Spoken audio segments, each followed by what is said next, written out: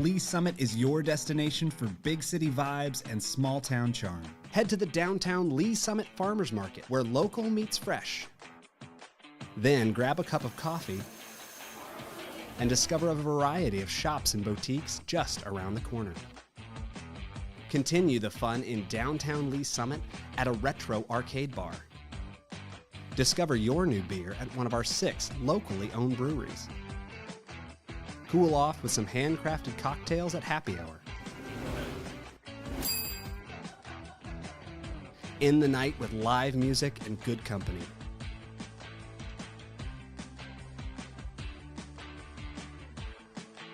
Lee Summit, Missouri. Hello, Lee Summit. Here's your flash briefing for the week of July 8th. City Council meet for regular session Tuesday night, 6 in Council Chambers and City Hall. Meetings are open to the public or watch live on the city's YouTube channel. If you can't watch, catch the recorded meeting on demand on the YouTube channel or by subscribing to the Council Debrief newsletter, which breaks down 3 to 4 key agenda items. Subscribe at cityofls.net. Batter up. Join the city and the Community Blood Center for a blood drive on July 15th at the city's maintenance facility from 10 a.m. to 4 p.m. All participating donors will receive a Royals t-shirt while supplies last. The Community Blood Center relies on volunteer donors to supply life-saving blood and blood components to area hospitals. Approximately 600 units of blood are needed daily to meet the needs of area hospital patients. The time to donate is now. Register on the city's website. If you've ever been interested in learning more about the daily operations of our Lee Summit Police Department, here's your chance. The Citizens Police Academy is now accepting applications. Classes are every Tuesday night from September 10th through November 12th. Learn more and apply at cityofls.net. Stay connected with the city. Be sure to follow us on Facebook, Twitter, and Instagram. Already do and enjoy the videos you've been seeing? Then head to our YouTube page and hit subscribe to see similar content.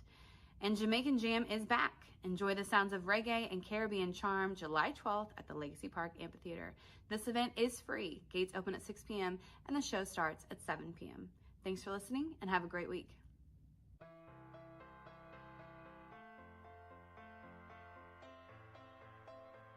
I'm Assistant Chief Jim Eden. And I'm Battalion Chief Ben Hicks.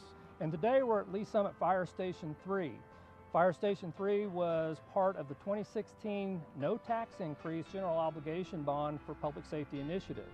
The station was built and occupied in August of 2020. Unfortunately, due to the pandemic, we've not been able to give tours or have an actual ribbon cutting. So we want to invite you in today to give you the opportunity to see what goes on within a Lee Summit Fire Department station. Let's go take a tour. This is our admin side of the facility. We use this side mainly for offices. We have a lot of work during the day, whether it's training or doing reports or just generally taking care of the shift that we need to do. At this particular station, Station 3, we do have an assistant chief that works out of here. That person has their own office where they need to manage what's going on throughout the day with the shift and staffing, and as well as running calls out of here. The captain has their own office as well. What the captain does is at this specific station is in charge of both the fire truck that's here as well as the ambulance. And so with all those personnel responsibilities as well as running calls and reports, that's where they work out of. And generally for the rest of the crew, which is somewhere around 5 to 6 individuals, we have rooms to write reports, and we have additional training rooms and other rooms where people can work.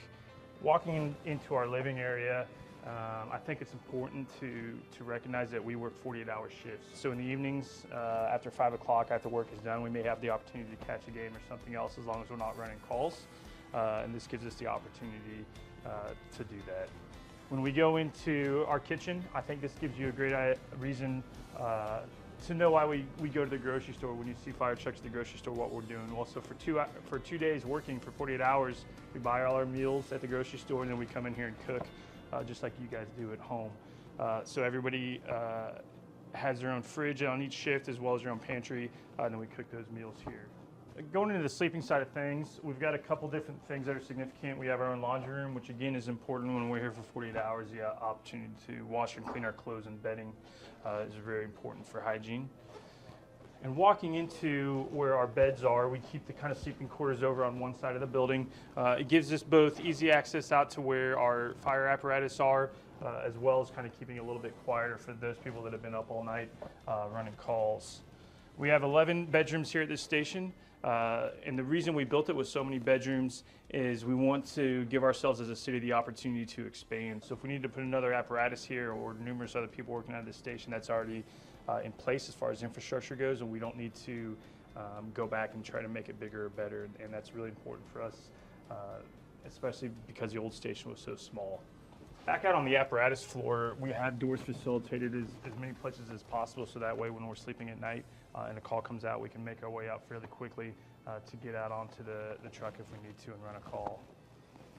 On the other side of the station, we kind of have other stuff that we may want to keep separated if we want to. Physical fitness is very important to us as firefighters. So in order to better ourselves and make sure we're as healthy as we can to do this job, we have our own gym facility here that we kind of go throughout the day when we can and get an opportunity to come in and work out. Our goal when we run calls, when we get back to the station after calls, our goal is to get ready to go back as soon as we can to run another call. So we have the opportunity or capability here to fill up our air tanks. You see firefighters wear the big air tanks on their backs and they use those in a fire. We can come back and fill those up and make sure that we're ready to go again when we're wanting to go run another call. We have our own workshop here. We work on a lot of our tools and making sure that everything's clean and operational, and this gives us the capability to do that, again, to make sure that we have everything we need and we're as capable as we can be running calls throughout the city. Cancer prevention is very important in the fire service right now. Because of that, we have an extractor machine, and what this does is gives us the capability when we come back from a fire, we can put our bunker gear into this machine and get all that really nasty crud off of our gear. Again, kind of getting back to that cancer prevention mode, allowing us to be as clean as we possibly can for the next call. And finally is our bunker gear room. We each have our own individual locker. This gives us the opportunity to store our gear when we're not here working in between shifts, as well as keep a clean extra set on here in case we do run a fire and we need to clean our current gear. Typically, this is where your day starts off at the fire station. You come in and get your gear and put it on wherever you're working that day, and then you end the same way, bring your stuff back to your locker to go home after working. This is Med 3. This ambulance just currently moved into the station from Station 7. Station 3, since we've had it built, has turned into one of our busiest stations in the city. Therefore, we wanted to provide the best care and the closest unit as we could. So we moved one of our ambulances up, and this became Med 3 for this particular instance. Out of this station, we also have Pumper 3. And that's a fire apparatus that they utilize to run the calls on this west end of the city. The last vehicle that you see is the chief's vehicle. We have two shift chiefs on shift every day, and they split the city. And this chief running out of this station typically covers the west and south area of the city, while our chief of Station 2 covers kind of that northeast section of our city, and they divide it up evenly. Thank you for going on a tour with us today. If you have any other questions about the Lee Summit Fire Department, please go to our webpage at lsfire.net or follow us on Facebook at Lee Summit Fire Department. Thanks for joining us on the tour.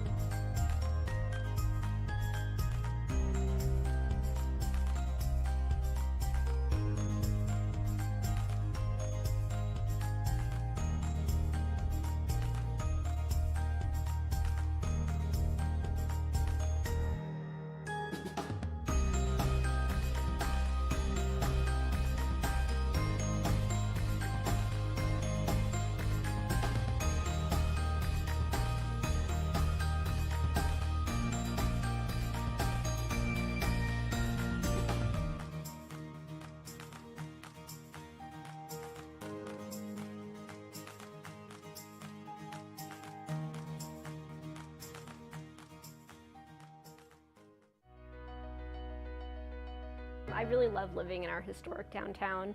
I walk my dog around. The shops take her for, they do pub cups at Poppy's, so you can get ice cream with a little dog biscuit in it, which is her favorite thing in the world. My neighbors, we have block parties together. I really like how welcoming and how vibrant it is. It's an amazing place to live. Lee Summit's a really great community. I love living here, and I just wanted to try to find a way to give back, look out for my neighbors, for the community. I've always tried to be involved. Before serving on city council, I used to volunteer with AFS, which is an organization that hosts foreign exchange students. So my husband and I have hosted kids from around the world and then also volunteered with local families and schools. In my professional life, I'm a paralegal, and then in my personal life, I enjoy reading, sewing. I'm a quilter, so I just finished a log cabin quilt that I'm going to send to my aunt out in DC. I can't claim any of our council accomplishments for myself. This is always a team effort. But I am really excited about the farmers market and event space that we have coming in. It's still in the design phases, but I think it's going to be a really beautiful space, and it's going to really continue keeping our downtown thriving. It's been in progress for a long time, but I think that people are going to really love it when it's done. I think one of my top priorities is going to be attainable housing. That, for example, I've been trying to find a place for my mom in Lee Summit. It's really challenging finding something that really works for a retiree who doesn't have a huge budget. Just trying to make it more attainable for people no matter where they're at in their lives to be a part of our community. Community is what we make it. Everybody should get involved in whatever way they can, whether that's just voting or whether it's joining a board or a commission or even running for office. What do they say? The world is run by those who show up. So get involved however you can and make a difference in the community.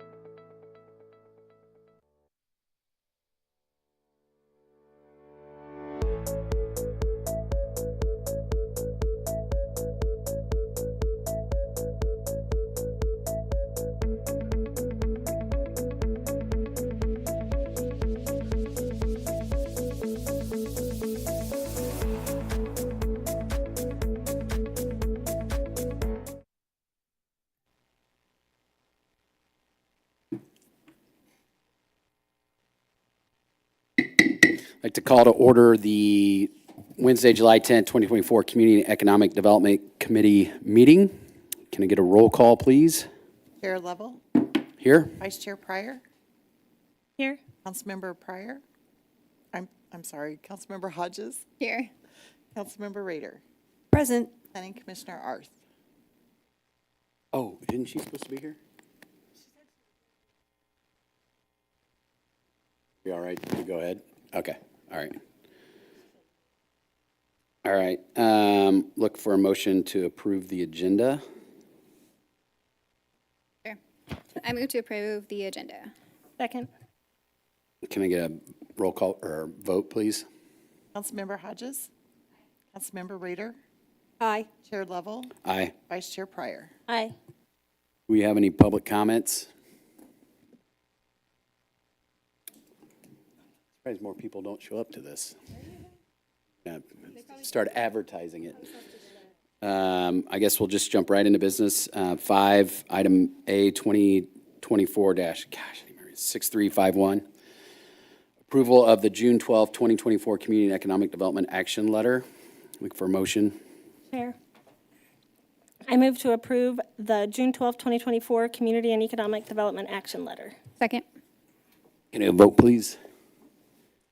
Member Rader, Aye. Chair Lovell, Aye. Vice Chair Pryor, Aye. Councilmember Hodges. Aye. Okay, that takes us to our only item on the agenda, which is a presentation for proactive code enforcement update by Mr. Robbins.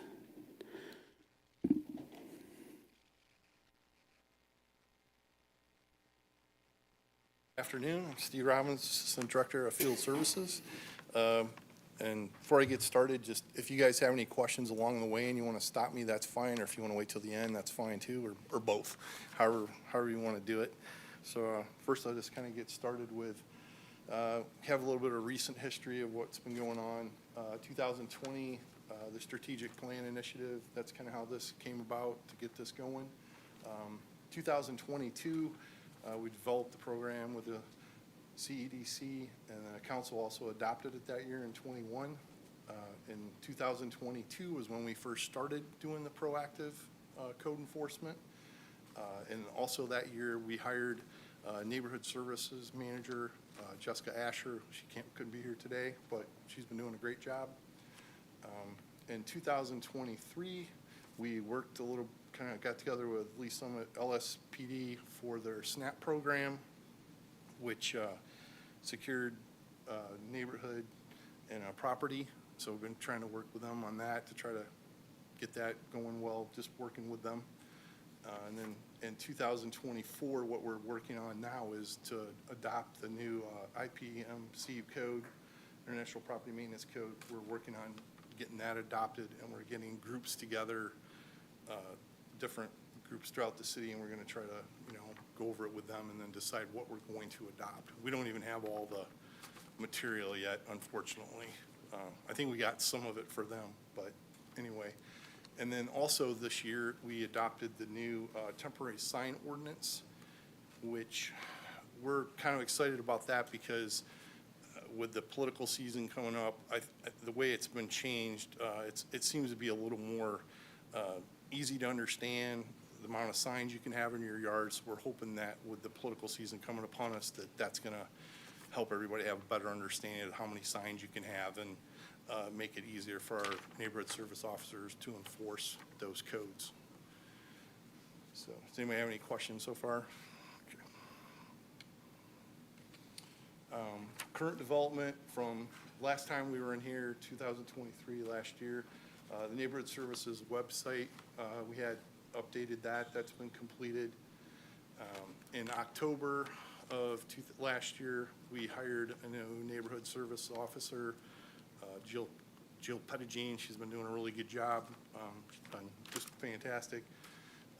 Also during this time, when we hired her, the sub-district, we did some revisions on the districts that we had because certain areas, we did this to try to balance the workload. Obviously, some areas are a little busier than other areas, so we kind of worked together to try to find a happy medium for them all to be as equally busy as they could, but has a really good group of neighborhood service officers, so they actually help each other out a lot. If there's any Obviously we run across people who get upset on certain things, so we send two officers with them to when they have to go to the house or talk to them or anything like that, certain situations.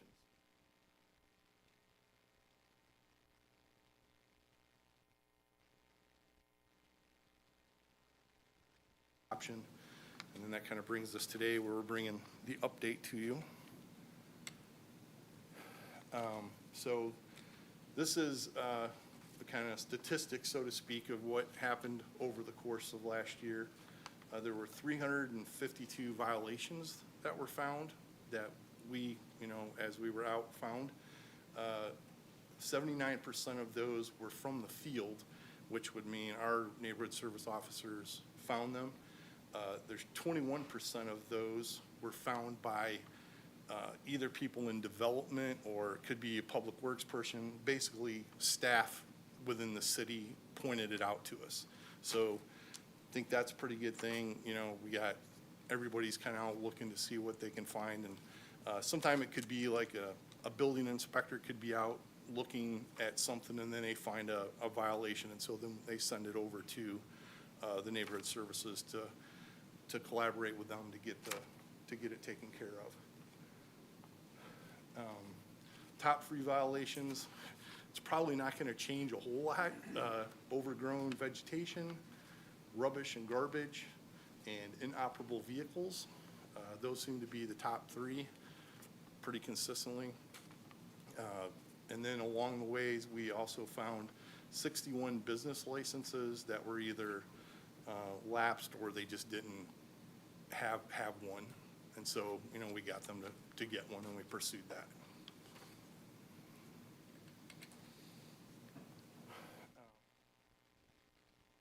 Started in July of 22, and then we went to July of 23. So all those are on the left, and then from 23 to 24 this past year are on the right. And you can see building permits that were required.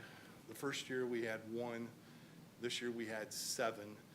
And that would consist of someone doing work, like just an example, putting up a deck in their backyard without a permit. So we, found that out some way or another with them doing their enforcement action. Short-term rental, that didn't really change, one and one. Structures of unfit for occupancy, we went from 1 to 3. Site distance issues stayed the same. Private parking lots with potholes, that went down from 8 to 3. And depending on how you look at that and all of them together, in 22 we started enforcing it more instead of just waiting on complaints to come in from citizens. We were looking for it, so I feel like that's a good thing that it went down. And I don't know if you noticed, but there's one kind of big one right now, CVS. We're working with them right now. They have some issues out there, and we're working with them to try to get that. Yes, that one too. But the one that we're really struggling with is the one at 3rd Street. Well, they're both on 3rd Street. Well, 3rd and 50 Highway, I'm sorry. You're talking about the one by Longview? Mm-hmm. The flag poles that sit there right on the corner, and there's like just overgrown vegetation and. Okay, no, I was thinking there was something with the parking lot on that. The parking lot's terrible too. Is it terrible? Okay. Yeah. I know, I don't know all the details on it, but I will look into that and the vegetation too. That it could be in the process of doing it. Sometimes it just takes a while to get it, and then we give them a chance. As you probably know, we give them a chance, like overgrown vegetation. We'll give them a chance so many days to mow it, and then if they don't, then we send someone out to mow it and then build them. So. Yeah, just a quick question, and maybe we'll get into this a little bit, because I do want to deeper dive into some of this stuff, but like overgrown vegetation, but what about, like, you can come in and just clip all the weeds, but is there anything in our code or enforcement that's like some sort of standard for landscaping? Like, because that, I mean, anybody can go in and mow the weeds down, but it's still an eyesore or blighted. And Standard Steve's getting at is we have a 10-inch limit on grass and weeds, but quality about landscape, no, except for a commercial site. If they were obligated to have 10 deciduous trees along the roadside and they just go in and lop them all off, we do enforce those sorts of things. If they're dead or dying, I'd have to look into that a little more, but when you've got a dead or dying piece of vegetation, it starts to cross a property line, that's where we can intervene. Yes, and we've had those come up. We go out to and decide, we try to decide, like, I'll give you an example. We had one out in Lakewood, and it was kind of a tree out in the middle of nowhere, and someone had called in and said, oh, it's dangerous or whatever. Well, no matter which way it fell, it was gonna fall into nothing. And so, but we worked with them to try to get it removed, the owners of the property. But Prior? Thank you. So my question is kind of unrelated, but, okay, so if there's a tree on someone's, and this isn't for me, but this is for somebody in my district that emailed me. If there's a tree on someone's property, but the branches are growing over to another person's property, whose responsibility is that tree? Is that? Okay, so Ed's here. I don't remember if we talked to Ed or if we talked to, I don't know if, but we had a meeting about this. It becomes a civil, that becomes a civil matter, if I'm not mistaken. Yeah, what our ordinance says, and I think it's based on law, is it has to be dead, and then we could cite the person. But when you've got live branches going over, as Steve just said, that's a civil matter, and that's kind of where we have to bow out. These particular people, they actually agreed to split, they're gonna remove it, but they agreed to split it. They weren't fighting about it, but, yeah, I've always wondered that. The general rule of thumb would be, you're not required to suffer an encroachment on your property, and your property starts at your property line and goes up, okay? So if my tree is growing over your yard, okay, the part of my tree that is growing over your yard, you can cut down, okay? We may have to do some dancing about how you get up there safely and make sure the tree trimmer guy doesn't fall off and get himself hurt. But you don't have to have my tree overgrowing your yard just because that's the way the tree grew, okay? On the other hand, I don't have to cut down the whole tree, okay? My obligation is simply to have the tree as long as the tree is safe. If the tree is safe and alive, you don't like the shade in your yard, you can cut it down to the property line. Basically, that's the common law. Okay, that's good to know. Thank you. We had an issue like that just recently where we went out and looked at it, and we had to go talk to legal about it because just weren't sure what to do in that case, because it does happen. Chair, if I may, one quick comment on that. The resolution that Councilmember Pryor mentioned, that's the resolution that we would encourage all of our residents to seek, work with your neighbors, come up with an amicable solution amongst. Don't cut it down first. Civil Then matters. ask for forgiveness. That would be our recommendation, to work with your neighbors. Yeah. Councilmember Rader. Thank you, Chair. I had two questions while we're on the screen here. On your site distance issues, are you talking about people that have grass growing up in places where you're trying to pull out, like they're on a corner lot and they're trying to get out and they can't see past the weeds? It could be grass, weeds, obnoxious weeds. It could be trees, any of those, Okay. yes. If there's, and like I said, this is what we observed throughout the year, but it, that doesn't count what someone else called in. We get a complaint too, and then we would act upon that also. We had one recently in an area where we went and looked at it, and the person wanted a tree removed, and we actually had one of our engineers go out and look at it, and they measured it off and everything, and it was, there wasn't anything we could do about it. But we do look into every one that we come across. And then the other one was short-term rental. That would be the Airbnbs, rentals, like, Yeah. those are, and I was talking to Jessica today before she left.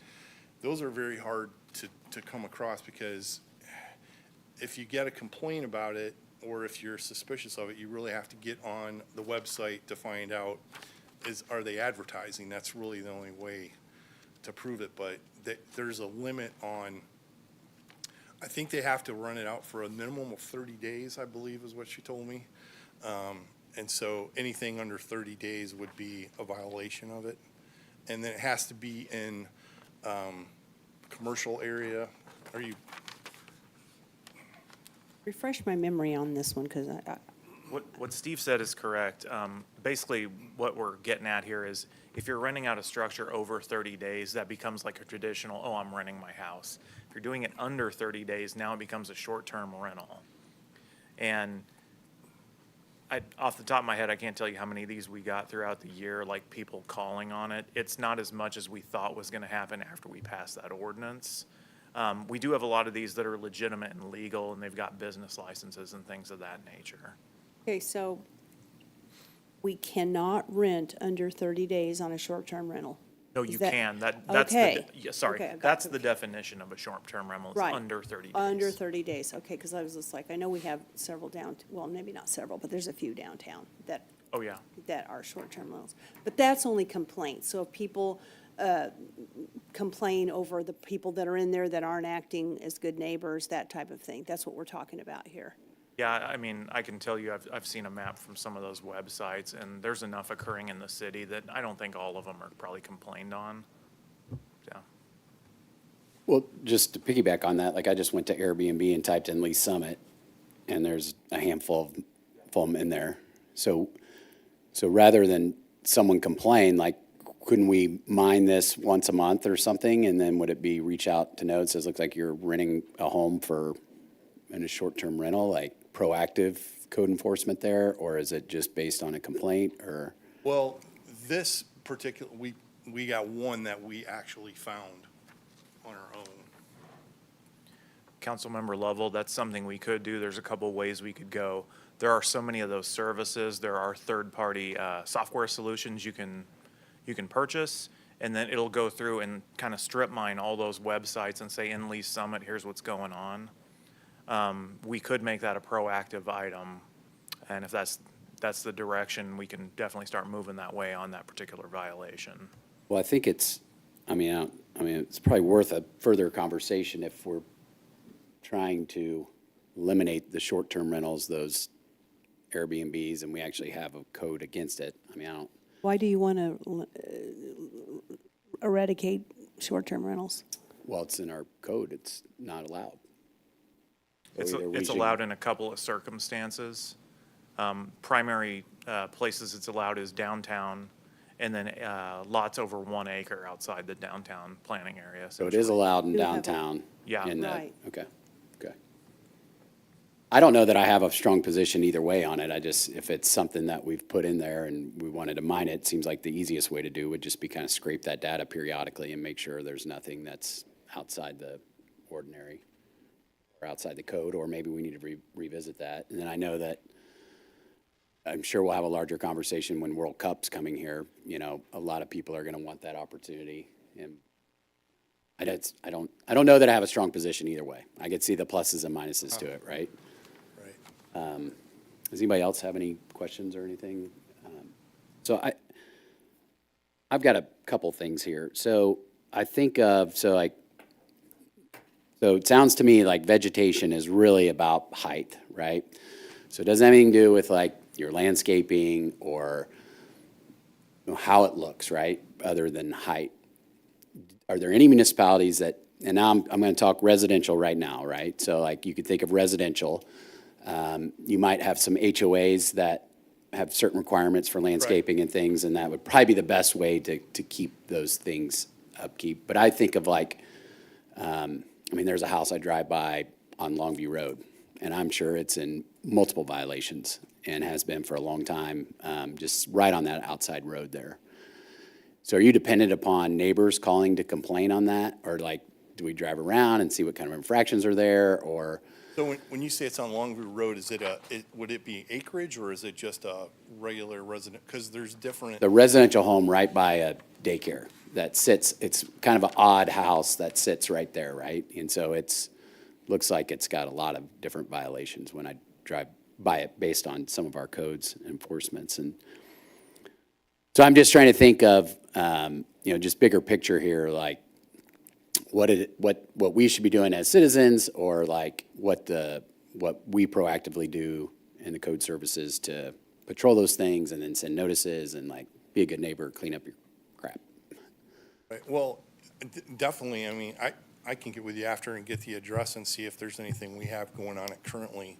If there's a violation, we could definitely follow up on it, and, you know, maybe we missed it through the process of our proactively running through that area. I'm, off the top of my head, I know when you're talking about the daycare, I'm trying to picture it in my head. I don't drive that way a lot, so. Just west of that daycare. I know the house. Yeah. It appears that might have a number of infractions in that area. That's something that we would have to look into on that. I will say that oftentimes there are things that may, on the surface level, appear like that should be a violation, if you will, that are not technically violations. You know, one of our old code enforcement officers used to say that, you know, we don't have a rule, if you will, or a code violation about being messy, if you will. So the property maintenance goes. Define messy. That becomes the Right. challenge on that, and setting those standards to that level of detail versus, you know, an HOA standard versus, you know, an area that doesn't have an HOA standard. Our property maintenance codes are really focused a lot on you know, the physical maintenance of the structure, the true nuisance type items versus you know, maybe purely aesthetic items. And the ones I think of that predominantly seem to have more of these issues would be older neighborhoods that don't have an active HOA. Is there anything we can do as new neighborhoods are built? We can't require them to have an HOA, can we? And then can we have best practices or like, hey, here's what our preferred, like, what we would recommend from a code enforcement from an HOA, like we'd like to see these things implemented so that we know, not just in the first few years, but decades later, that there are standards that we've created in this community to upkeep your property. I'm just kind of spitballing here because I'd like, if there are ideas and things that we can come out from this conversation to ensure that, you know, we're protecting the beauty and integrity of the community, I think it's a worthy effort on our part. Mind if I take this one? Okay, sure. So there's a couple things. We do require HOAs in instances where there's common property. And one reason that was put into place is because stormwater structures were not being properly maintained. And the author of that code is not here today, but essentially what it says is we can start docking the HOA if your stormwater facility is not maintained properly. Now, I think that's pretty pragmatic.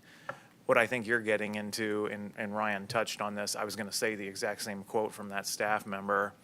We don't have something that says a qualitative judgment part of the code. Now, I think what you're saying is, should we increase those standards we put in CCNRs and things to say you shall mow your grass, things like that, or you shall have this many rose bushes? I mean, it could get very granular, and I think that's probably why we haven't gone there. The only thing I've seen like that I know about is some cities will say, hey, when you build a new house in the city, you've got to plant some sort of tree in the front yard. Now, that's not nearly as detailed as I think where you're going. Well, I mean, I'm certainly not trying to get super granular like you said, but like, you know, you think of neighborhoods that do have common areas. Sure. Parks, playgrounds, little areas like that there would be some sort of requirement, even if it's theirs and it's private, that there would be some sort of requirement to keep it up to code or speed or something like that, right? They are. Yeah, okay. Yeah, and I'll take this opportunity to kind of let you into this world a little further. Where we have had issues is where an HOA has just gone away and kind of collapsed, and then the neighborhood was set up where the person just owns around their structure and everything else was supposed to be mowed by the HOA, and then that leaves us in a kind of precarious position. I don't think we do a lot of that development currently. And again, those CCNRs are everything. We do look at those a lot more than we used to. In fact, law usually comes over those CCNRs and our planning staff. I'll add, if I can, to the HOAs situation. We have a lot of subdivisions that have HOAs, a lot that we're built in the late 80s, early 90s or so. And as time moves on, as there's turnover in the neighborhood, if that HOA is not managed well, they, like Josh was indicating, they dissolving. You can probably guess a few of the subdivisions around here that maybe have some monument signs that are owned by an HOA that doesn't have any revenue. We have a lot of challenges with common property, particularly related to creeks. A lot of the creeks in around the area are all private property, either surrounded by HOA common property or actually on the lots themselves. And they have not been necessarily planned for from the HOA's perspective for the long term. So HOAs are a great tool, and I think as time moves on, everybody's learning a lot more about that. So there's a lot more research and everything that can be done on what other communities are doing. But I would caution a little bit that just the existence of an HOA is not necessarily going to prevent future challenges. Do we require anything like when an HOA is formed, like there's like the CCNRs, like whatever it is that they have, that we have those on file? And do we have anything that like you're required to notify the city if there's a dissolution of an HOA, or and then something that kicks in with that? Like, well, then somebody's required to do this, or is there anything, just kind of just thinking outside the box here of ways that we could protect against those scenarios, or like, well, somebody's going to be responsible for this, and then to your point, like, how do we resolve that? So to your first question, we don't keep them on file per se. They are a recorded document.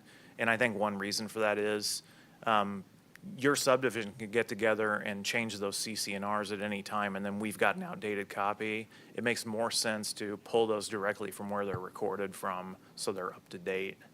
And with that, we do have current contact info for HOAs.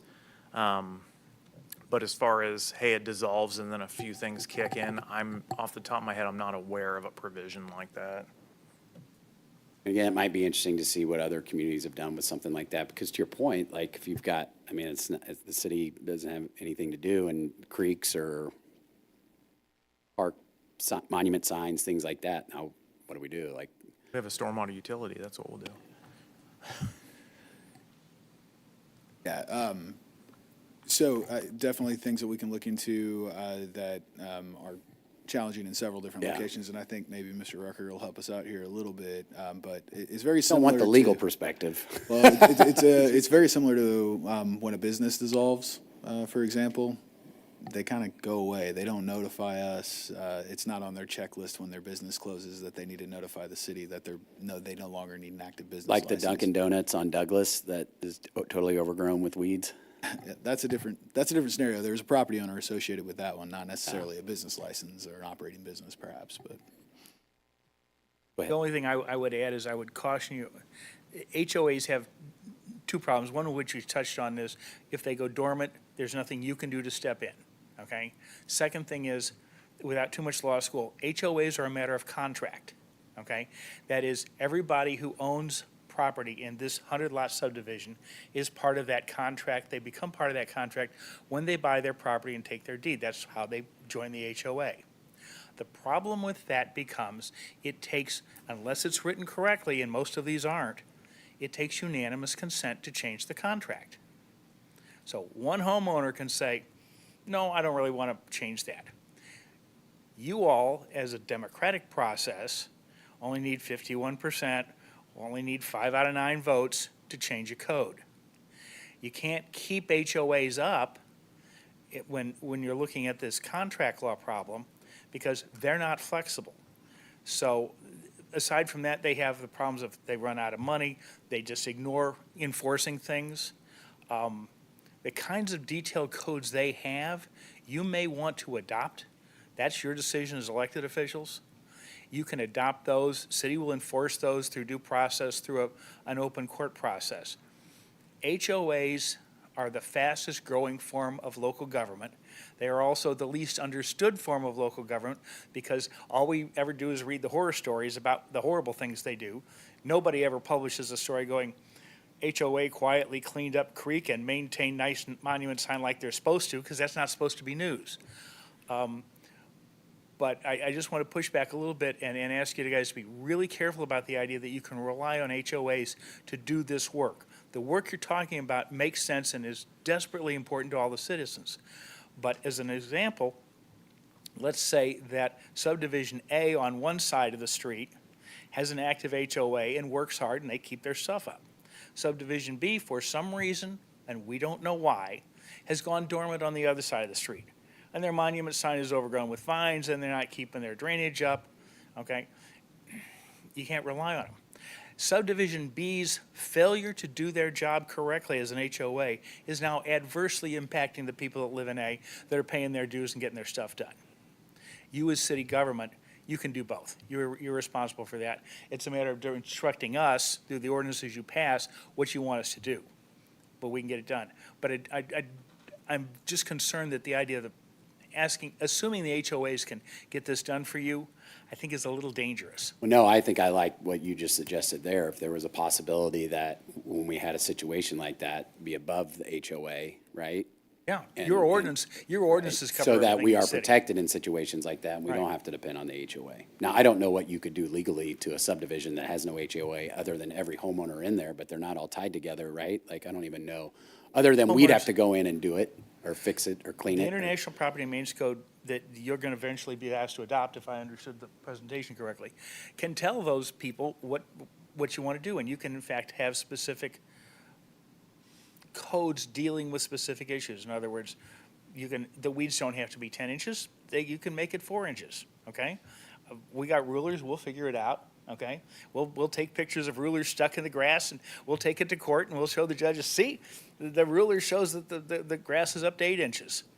That's your decision and your discretion in terms of where you want to draw that line. Well, would it be possible to maybe just think through some possible scenarios of things that could be a problem down the road that we're able to address in the IPMC, that if those arose, like monument signs or weeds or whatever, that would give us that, would that be a worthy effort to kind of just come up with some ideas that would be help your- us as a city be able to jump in when we need to jump in?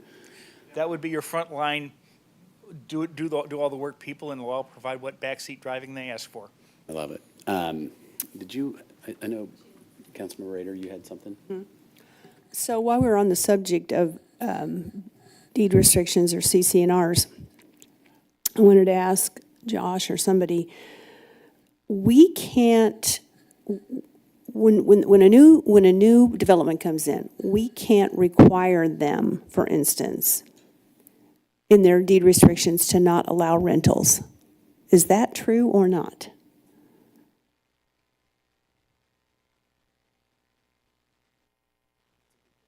Have it in our HOA, but. Yeah.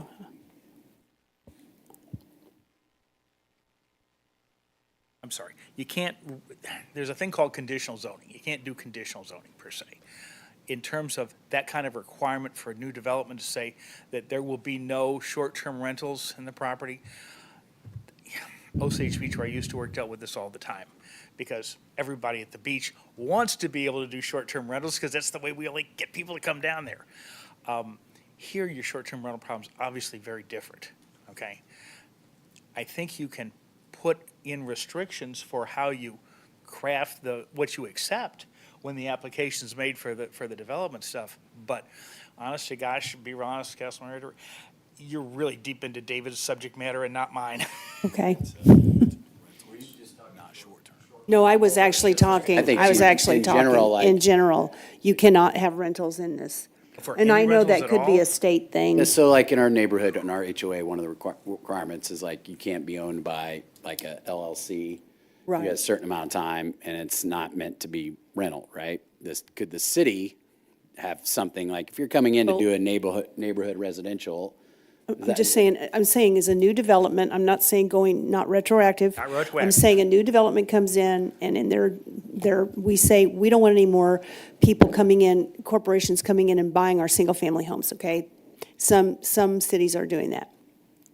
And so can we require them in their CC&R deed restrictions, whatever, to say, no, you can't sell it as a rental, that it could this would be maybe a stipulation.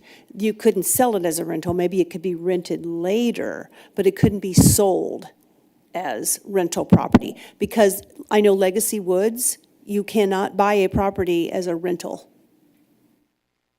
So. Turn around and rent Yeah, it. right, you can't buy it to rent it. It can rent later, but. So those are all CCNRs, and again, it goes back to the individual contract with the HOA and those individual decisions that those property owners are voluntarily putting on their property. I'll have to double check, but I'm not sure. There may be some fair housing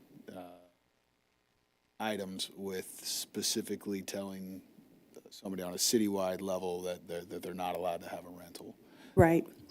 That's what I was kind of wondering. But I know Olathe's doing stuff like that.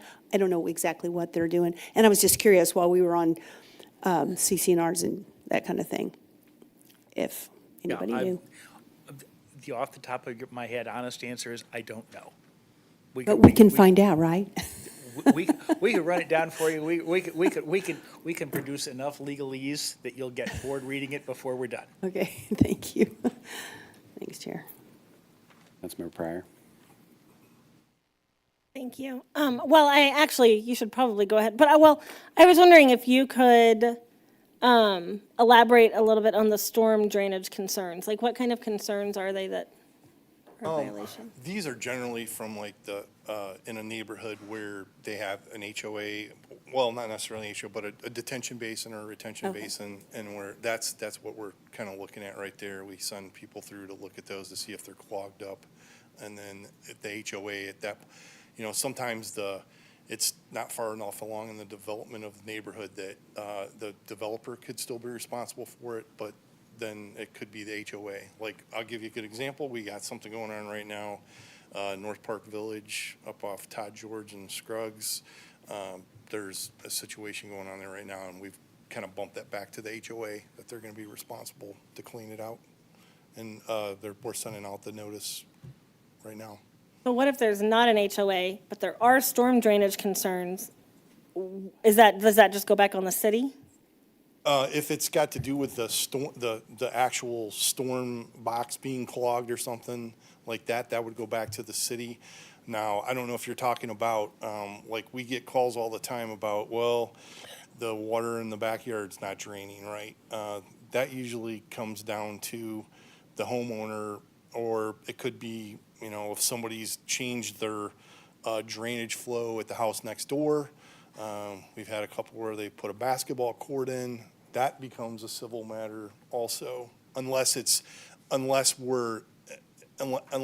a new neighborhood where the house hasn't been given occupancy yet, and they've caused something, and we can stop it at that point. This isn't. So just for clarity, you know where I'm going with this. Just for clarity on this, the storm drainage violation or a storm drainage violation would be something like you put a pond or let me rephrase this. You put a dam in a swale, and now that swale can no longer flow through, and you're backing water up on your neighbor's property. That would be a violation, but that would not be the responsibility of the city. That would be the responsibility of the individual that put up the dam. Just for water to go from yard to yard is generally not a code violation. There is state law and everything that you have to allow the free flow of water where it's intended to go. Now, if we have a public storm sewer system that is clogged, for example, then we will come out and clean that. That is our responsibility. If we have a failing pipe on the public system, then that is the city's responsibility. If it's an issue with erosion in a private creek, that is the private property owner's responsibility associated with that.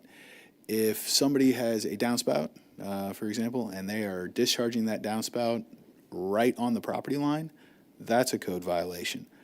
If they move that downspout 5 feet back onto the property, it's no longer a code violation. Stormwater violations get a little bit, I'll say, unique into each individual situation. And then it particularly goes down to a lot to ownership of that. And it's difficult to kind of conceptualize that well, the water's coming from over here, and, that's coming off of my neighbor's property onto my property. That could be perfectly fine and allowable. Now, if you have, let's say you have a low spot in your yard, something like that, that's your responsibility as the property owner. You need to be able to get rid of that water one way or the other. That's not a city's responsibility either. A pond at the end of my street every time it rains, that's the city's responsibility? Depends. If it's in the street and on the street, then we could have to look at that situation and see. But if it's draining, if it's After a couple days, it does. depending upon the length of time and things like that, it might be the way that it has to function. But if you But if there was a storm drain, it wouldn't have to function that way, right? Or That depends. It depends. If there was a storm drain, that storm drain has to go somewhere. And so it's got to be piped somewhere. It's got to have an outlet. It ultimately will flow somewhere. And so if it is on a public street, if there's a concern with the public system, we can definitely look into that, and that would be looked into through Public Works. But if there is intermittent ponding or something along those lines, and when I say intermittent, I mean it ponds up when it rains, a few hours later it's gone. That's not really an issue. Okay, thank you. And then also, the structure's unfit for occupancy. I know there are a few houses in downtown Lee Summit that have random tarps that they just have put up. One in particular that I'm thinking of, but I can tell you after the meeting. So when someone sees something like that, what's the best way to go about bringing it to your attention? Is it through the app, Click fix? Mm-hmm. That's the quickest, easiest way, yeah. Okay. I mean, you can call, you can call Okay. into our department too, we'll be glad to. Now, Glad to help. the tarp on the roof example you gave, No, this is a tarp built for people without homes that, oh, okay. Yeah, we might have to get PD involved in that. I'll do a for your information type thing here. Somebody has a roof problem and they put up a tarp and they're waiting to get a roofing company out there. You can report that to us, something like that, or they've got boarded up windows. We can start to address that, but it's also one of those things, if it's sat there and there's no plan to repair, we'll also work with them, but it may be safe to occupy while that situation's occurring. thank you. That just made me think of a location on 3rd Street that seems to have been under construction or renovation with plywood and tarps inside the window and off to the side. And so again, They have columns on the front porch. yes, So we've had inspectors go out there in the past. That place you're talking about, they have done work without a permit a couple times, and they're now very familiar with those requirements. I myself, I used to live by there. I said, hey, can you go take a look at this to one of our inspectors? And he goes, the work they're doing doesn't require a permit. Now, the examples but it's you been gave- 3 years right? Yeah, and you're saying that, I would have to look into that, because So again, it gets into the subjectivity. It's more aesthetic. It's probably it just looks like I've just wondered if it's been under construction for all this time, and it doesn't appear that it is. And again, there's a situation where if we had something in the codes or whatever that was hey, I don't know. Now, I will say, if where those tarps are, there's a hole in the structure, like there isn't a window, something we can act on there. Does anybody else have any? I wanted to kind of jump over. I don't want to keep everybody too long, but maybe go to the commercial side a little bit, commercial development side, and some of these things. Does anybody else have anything on the residential side? Because it feels like we might have more ability to create different standards, on a commercial development, right? And so what I'm thinking of is we were talking about CVS, a couple areas out there. What are we doing? And a lot of these are older developments, but I think of all the stuff that we have coming or new developments that we have, especially if there's any sort of incentive tied to it or whatever, that we're doing to say, is there anything that we put in the codes other than the parking lot becomes full of potholes and it's damaged and needs to be replaced? How do we decide when we go out there and it's look, you need to repair this, right? and it's against our code. I mean, should we have codes to do that? Or even landscaping and vegetation and weeds and, because I just drive through a few and you could just see they're just dilapidated and not taken care of. And I think, gosh, we should be more proactively enforcing these codes, or at least requiring commercial development to come in to some standard and get more specific and granular and detailed as to what we'll accept and what we, it's easier on a new construction that's coming in. I know there's a lot of retro, but I'm just curious what we do now, how we enforce those, what we, and maybe there's areas that we can improve again, kind of like we talked about on the residential side. We can definitely, I'm sure we can always improve, but at this point, we just do your standard vegetation. Is there weeds? Is there potholes? I mean, if you give us, I'm not saying we're hitting everything, that every single thing, but we have this discussion in the mornings a lot of what, and sorry, I kind of want to go back to what you're talking about, the homes. So we had a home that was turned in by someone, and the paint was faded. There was a tree that was going in someone's yard. There was the porch, the post was rotted out, and there was a inoperable vehicle in the driveway. And there was a gutter that had fallen down off the side of the house. So we worked with that person. It took about, I think it took about 3 months, but we actually closed it out. They replaced the railing on the porch that was rotted, that seemed to be unsafe, because there was like 4 steps to go up. The gutter was replaced, put back on, and it was pretty much, I wasn't the one who dealt with the person, but one of the neighborhood service officers were. It was a burden for them to get this done, and so we worked with them to get it done, and they got the car out of the drive. I can't remember if they removed the car, sold it, or if they got it fixed to where it was licensed and it was running. But they did take care of it, and so I guess is what I'm saying is it depends on what the situation is. Going to a certain level of wanting things to look a certain way. I understand. Like the house that was turned in, I drove by the house, went to the house.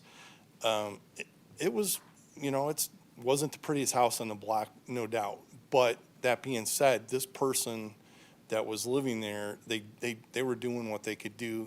I don't know what sort of a financial burden that was put on them. It appeared to be a burden on them to get done what we had them do to bring it up to code.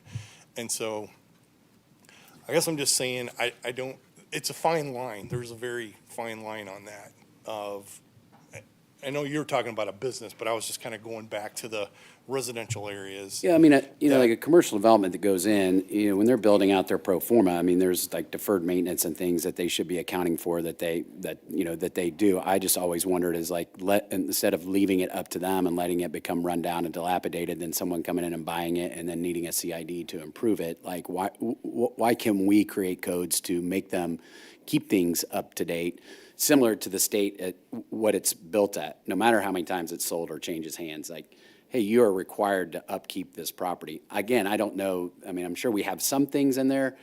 And then, like, how do we proactively go out? Like, do we have a plan where we're like, you know what, we're taking a quarter of the city, we're going to visit all the commercial developments, and we're going to look at areas that need improvement. We're going to make a list, and we're going to reach out to these developers versus I see it, and like, I'll be honest with you, it seems like recency bias to me now because I feel like I see everything. And I would tell you too, like, and this is probably more public works, but like, I see a ton of weeds, like, in our own, like, areas that we control and we maintain, right? And I'm like, why are we not taking care of our own property? Now, that might be a public works, but it feels like a code violation on our own. Are you talking about, like, Hook Road? Well, I mean, Third Street's the easiest, but I know that there's some MoDOT considerations there too. But there are just areas in our city that just, I mean, borderline third world country looking. I mean, it's probably not that bad. That's a little hyperbolic, but it's like, it just, curbs, like, again, I know that's more public works side, but I see it on the commercial side too. And so I'm just thinking in general, this renewed sense of focus to beauty and taking care of our structures and our property and being good neighbors as business owners and those things. So that's just kind of. Well, on some of these, I would be glad to get with you at another time and you tell me where they are, and then we can look at them and let you know. You know, maybe there's a reason why they're not. I do know there's a couple areas where, like you said, some of it was MoDOT. We get the call all the time, and it's like, for whatever the reason, there's a big, long strip, and it's the city that takes care of it, and then there's this little area that's MoDOT, and then we don't do it, and it's literally right across the street. It's over by where the old Price Chopper used to be. I forget the name of the street now. It's the outer road there off of 50 Highway. But there's one area, and we get the call all the time. And it's like we mow our side of it, and then MoDOT only does it every so often.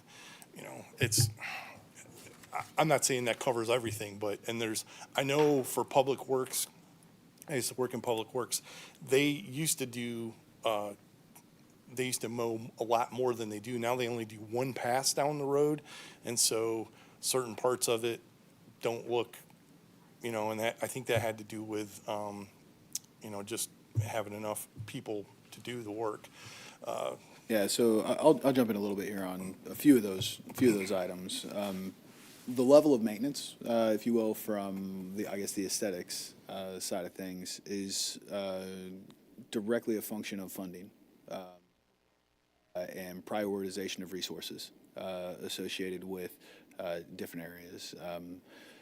And so, for example, currently, right now with the large heavy rain event that we've had, there are sinkholes that now are kind of developing over town, and that's going to probably occur for the next couple of months.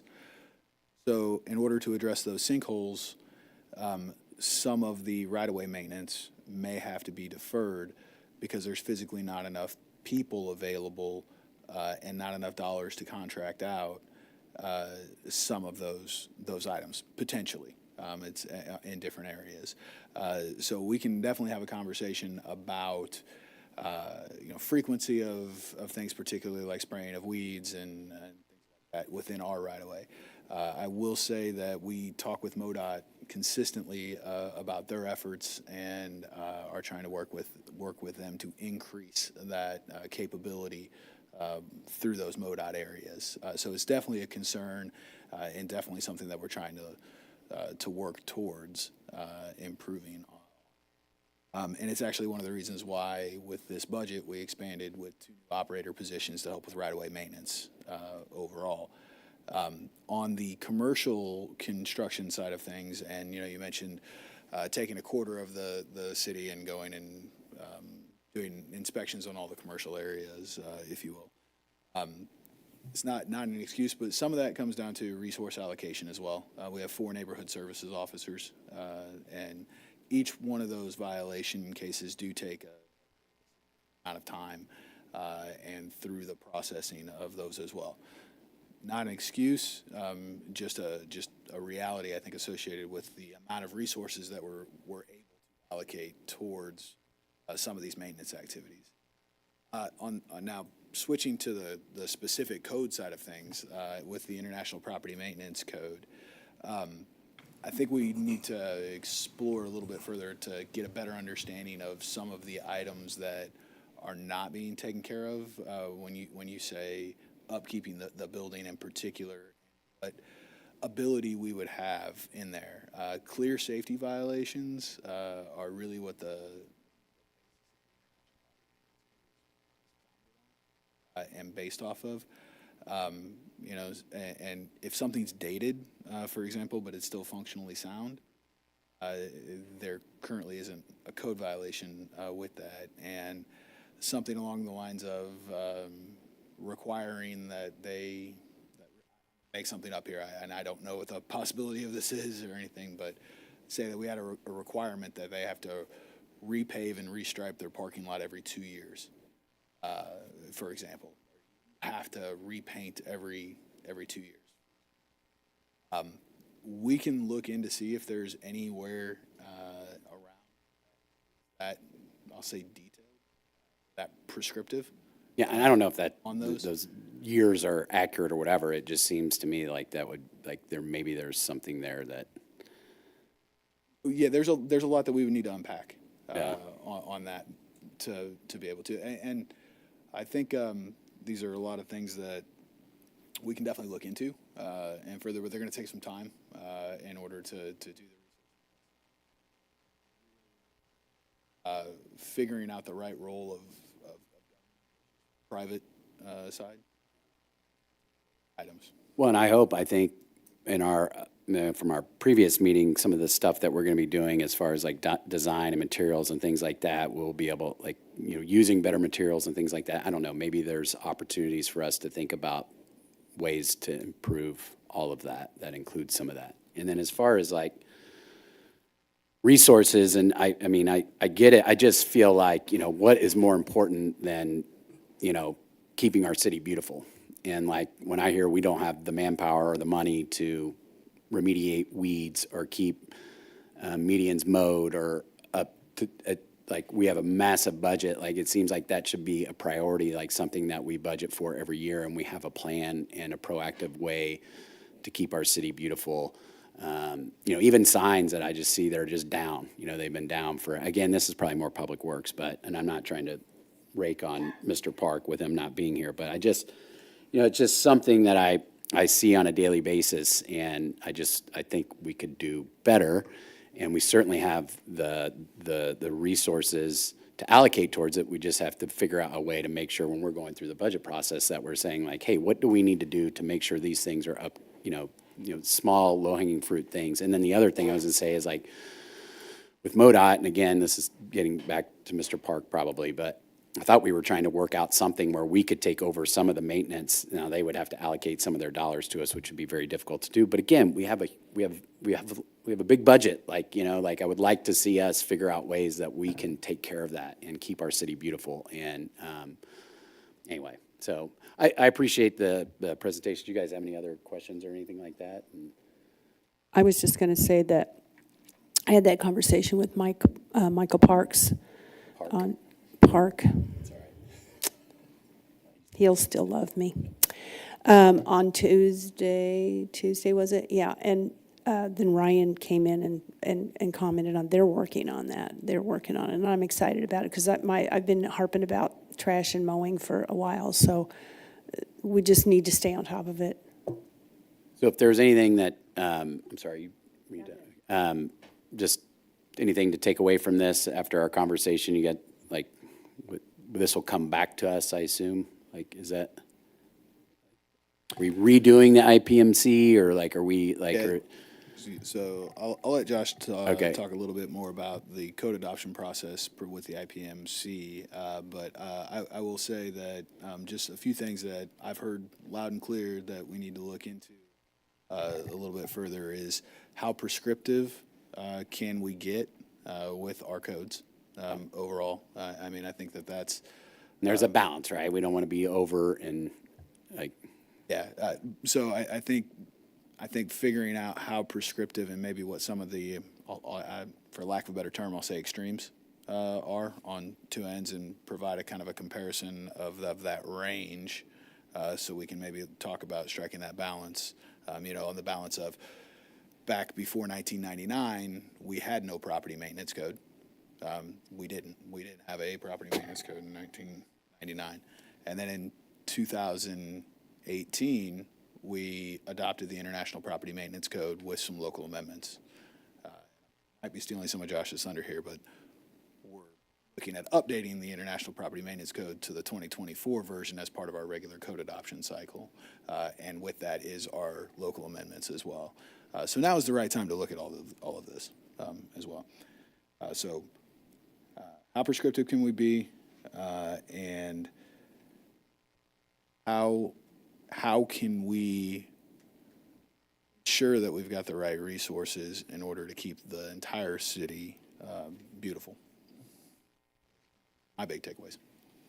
So just an FYI, because all of these ordinances are going to come to you guys, so it's a good opportunity to set the stage for that. So every 6 years, the city readopts new building codes. They're called I codes. International Code Council is the name of the company, if you will, that collects all those. It's the residential code, the building code, which is for all your things commercial, electrical, plumbing, all the trades, and then they do the International Property Maintenance Code. So here we are, it's 2024, we did it back in 2018. All of those codes are being looked at, and part of our process with that is, so for instance, I believe we just finished on the commercial side with the building code, IBC, for 2024. We met with a group of architects, engineers, stakeholders, if you will, that do a lot of commercial building work. And they went through the code, and we're looking at, hey, you know, it's one of those, we're looking for feedback. Should we do a local amendment here? Some of this seems too burdensome. Also, we have amendments we've done for time immemorial, and so we look at, do we still need this local amendment, or has the International Code Council recognized that that wasn't a good standard? So we take a look through all that, and those books, if you were to put them on a shelf, they're like this wide. So it's a pretty massive undertaking, and we will likely be by later this year or early 25, with that probably taking effect in April or May of 25. Some of the books haven't even been out yet. It takes them a long time. The fire code's adopted through that, all that stuff. I say all that to I guess key into the fact the property maintenance code will be before you. Now, that's probably not the time to have this big, long conceptual discussion. And we do try to gather stakeholder input on those items. And that's the process in a nutshell. So we're in a good time to have this discussion, is I think my takeaway for you. Awesome. Thank you. Anybody else have anything you want to add? Robbins, do you have anything you want to? I had just a couple more little things to go over. Last one was signs removed from city and state right away. We actually had a little less this year. Expect that to probably go up a lot with the election year this year for the coming year. And then this is the outcomes for maintenance for our proactive rubbish and garbage. We had the year before 126, went down to 104. Inoperable vehicles, 97 to 46. Talking with them this morning, kind of think a lot of that may have been because we hadn't had the proactive before, and so the first year, we really hit a lot of them, and so I think we got rid of a lot of them. Still 46 this year, so we're hopefully those numbers will keep coming down. Parking on grass stayed the same. Portable storage containers was a little higher, 7. Tree maintenance issues, we were talking about dead trees or whatever, that stayed the same. Accessory structure violations went up 3, and overgrown vegetation cases went from 156 to 90. And seriously, I'd get with you at any point. Some of the areas that you saw, we can definitely look into them. Maybe we did. And A little field trip. Maybe just get on a bus and ride around town. I tell you what, you let me know, and we'll make it happen. All right. We'll make it happen. I love it. Okay. And if you got any, There's a lot of good stuff too. Like I just hyper focus on the areas on it. Anything else? That's Okay, all I great. had. Thank you for your presentation. I Thank you. appreciate it. Appreciate it. Thank you. You guys, staff, have anything? So we'll just roundtable? Or do you have a question? Or? A Yeah, go comment. ahead. Can I make a comment? Yes. Please do. I think you guys are doing a good job.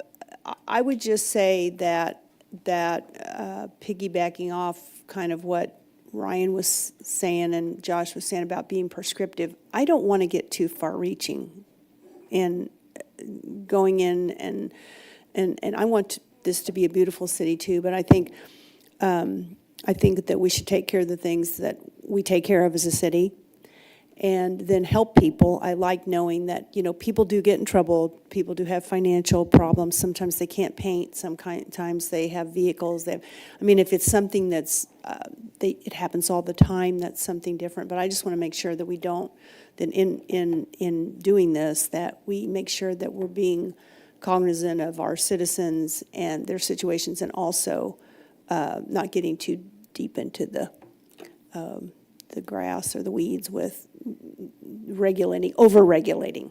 I guess that's what I'm saying, over-regulating, but having a balance. So that was all. Thank you. Anybody else? Roundtable? I guess we're in it. Anybody? Do you have anything, Mr. Johnson, Mr. Elam? Nothing from staff. Great. All right. Well, I will adjourn this meeting at 5:05.